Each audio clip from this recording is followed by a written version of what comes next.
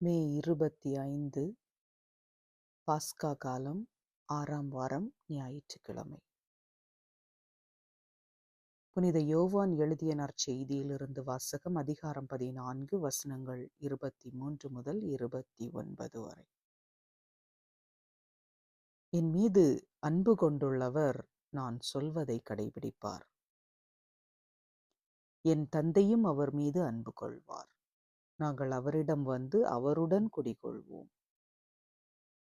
என் மீது அன்பு கொண்டிராதவர் நான் சொல்வதை கடைபிடிப்பதில்லை.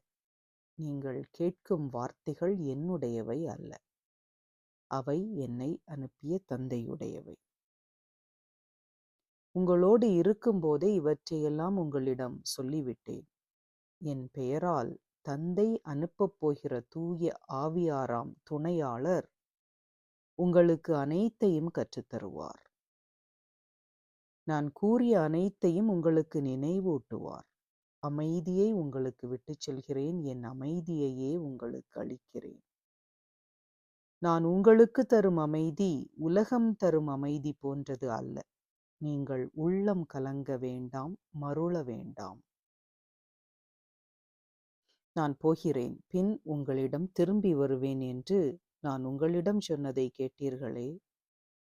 நீங்கள் என் மீது அன்பு கொண்டிருந்தால் என் தந்தையிடம் செல்வது பற்றி மகிழ்ச்சி அடைவீர்கள். ஏனெனில் தந்தை என்னை விட பெரியவர். இவை நிகழும்போது நீங்கள் நம்புமாறு இப்போதே இவை நிகழும் முன்பே சொல்லிவிட்டேன் என்றார். இது கிறிஸ்து வழங்கும் நற்செய்தி. கிறிஸ்துவே உமக்கு புகழ். சிந்தனை. Success does not mean winning the battle, but winning the war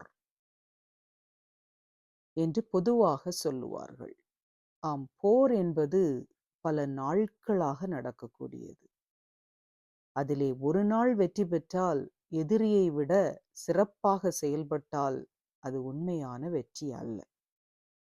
இறுதியாக யார் சிறப்பாக செயல்படுகிறார்களோ, எதிரியை தோற்கடிக்கிறார்களோ அவர்கள்தான் வெற்றியாளர்கள். அதே போன்று ஒரு விஞ்ஞானி தன்னுடைய கண்டுபிடிப்பிற்காக பல நாட்கள் செலவழிக்கிறார். அதிலே தோல்வி மட்டுமே கிடைத்து கொண்டிருக்கின்றது. ஆனால் திடீரென்று இத்தனை நாட்களாக எதற்காக உழைத்தாரோ அதனை அவர் சாதிக்கின்ற போது அந்த ஒரு நாள் வெற்றி பெற்று விடுகிறார். இதுதான் வெற்றி. இதனை மையப்படுத்தி தான் இன்றைய வாசகம் அமைந்திருக்கின்றது.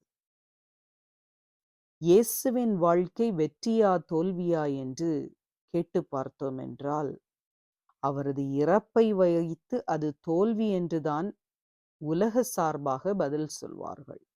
அதில் அநீதியாக தீர்ப்பிடப்பட்டார் என்றுதான் சொல்வார்கள். ஆனால் இயேசுவின்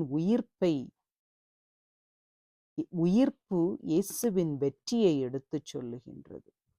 ஒருவேளை அவர் அநியாயமாகவே தீர்ப்பிட்டு சிலுவையில் அறையப்பட்டு கொல்லப்பட்டிருந்தாலும் அவருடைய உயிர்ப்பு மிகப்பெரிய வெற்றியை நம் ஒவ்வொருவருக்கும் எடுத்து சொல்லுகின்றது. இதுதான் நமது கிறிஸ்தவ வாழ்வில் நடக்க இருக்கின்றது. உண்மையான விசுவாசத்தோடு நாம் வாழுகின்ற போது பல வேளைகளில் நமக்கு ஏமாற்றமே மிஞ்சுவது போல் இருக்கின்றது. ஆனால் அந்த ஏமாற்றங்களின் நடுவில் நாம் பொறுமையாக இருக்கின்ற போது நிச்சயம் கடவுளின் ஆசீர்வாதம் நமக்கு நிறைவாக கிடைக்கின்றது. ஆம், வாழ்வின் ஒவ்வொரு நொடி பொழுதும் நாம் தோல்வியை சந்தித்தாலும் இறுதியில் மிகப்பெரிய வெற்றியை இறைவன் நமக்கு தர இருக்கின்றார். அந்த வெற்றி யாரும் எதிர்பாராத மிகப்பெரிய வெற்றியாக இருக்கும். கடவுளிடம் நாம் கொண்டிருக்கின்ற விசுவாசத்தை ஒவ்வொரு நாளும் ஒவ்வொரு நொடி பொழுதும் காத்துக்கொள்ள ஒவ்வொரு நாளும் முயற்சி எடுப்போம். அந்த விசுவாசம் நம்மை வழிநடத்தும். கொடைகளின் தந்தையே இறைவா, உம்மை போற்றி புகழ்ந்து ஆராதிக்கின்றோம். நீர் எங்களுக்கு தருகின்ற பல்வேறு கொடைகளுக்காக நன்றி கூறுகின்றோம் அப்பா. சிறப்பாக தூய ஆவியார் என்னும் கொடைக்காக நன்றி கூறுகின்றோம். அந்த ஆவியாரின் துணையால் நாங்கள் சரியானவற்றை உணரவும், அவருடைய ஆறுதலால் என்று மகிழ்ந்திருக்கவும் எங்கள் ஒவ்வொருவருக்கும் அனுக்கிரகம் பொழிந்தருளும். உமக்கே புகழ், உமக்கே மாட்சி, உமக்கே நன்றி. ஆமென்.